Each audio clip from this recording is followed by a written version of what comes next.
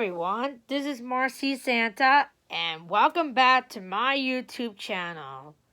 So, we're going to talk about the second week of a Jewish holiday called Yom Kippur. So, Yom Kippur is the holiest day of the year for the Jewish people. This is the time of year when most Jews show up for services, or at least more than usual. In big cities, you sometimes even need tickets. The places get so crowded. To prepare during the days before the holiday, people make amens and ask forgiveness from their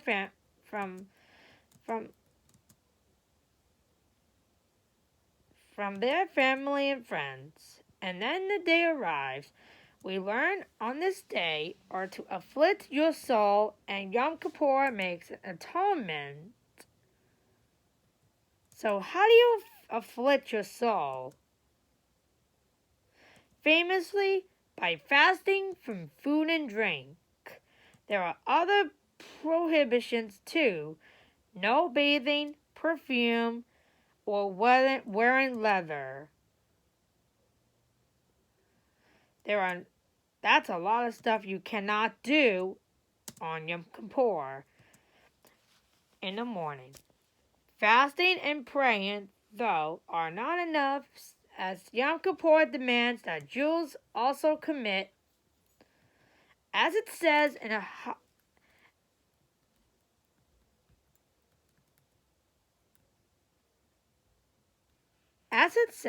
the Haftarah reading from the prophet Isaiah, number 58. An empty fast is not sufficient. This is the fast I desire, to share your bread with the hungry, to take care of the poor, to clothe the naked, and to not ignore your... Traditionally, you spend the entire evening and the next day at the prayer service, which was let me rephrase it again.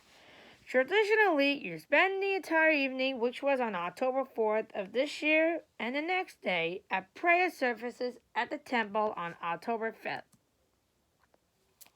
There's many ways that people actually do this holiday. Some people create their own rituals, taking a contemplative walk, fasting at home. Yom Kippur begins with a service just before sunset called Kol Nidra, which was on October 4th.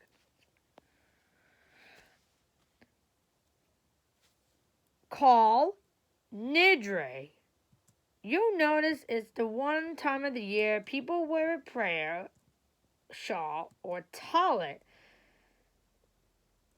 at night, and many are dressed in white. Kol Nidre is a public apology in advance for failing to meet our own vows and admitting we're not perfect.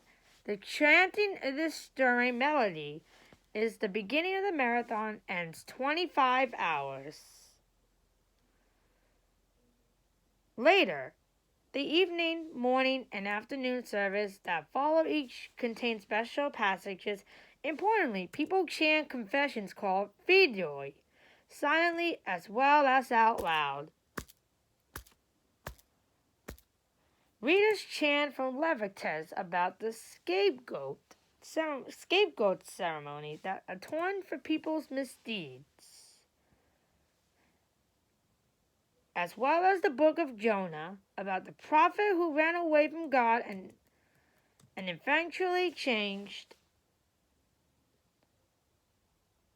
his ways. This is a memorial service called Yizkor. Yom Kippur is a time of relationship maintenance, requiring Jews to seek out reconciliation with others, with themselves, with GD, which is God.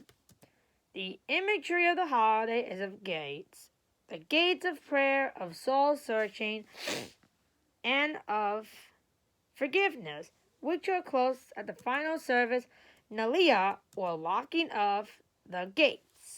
There's another metaphor being written in the book of life of Rosh Hashanah and now being sealed in the very same book on Yom Kippur.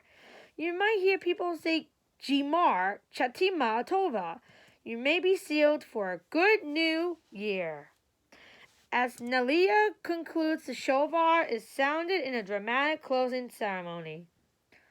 With the final blast, the ups and downs of a really long day come to a full stop.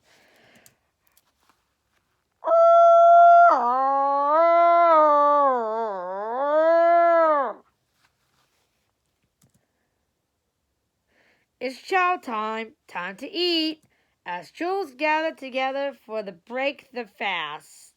Not breakfast, because it's alright. Like any good cleanse, Yom Kippur leaves you feeling run out like a sponge. Having gone along a spiritual journey, refreshed and renewed, ready to begin again with a clean slate. Jamar Shatima Tova. I hope you enjoy your video, and happy Yom Kippur for those who celebrate it, and goodbye.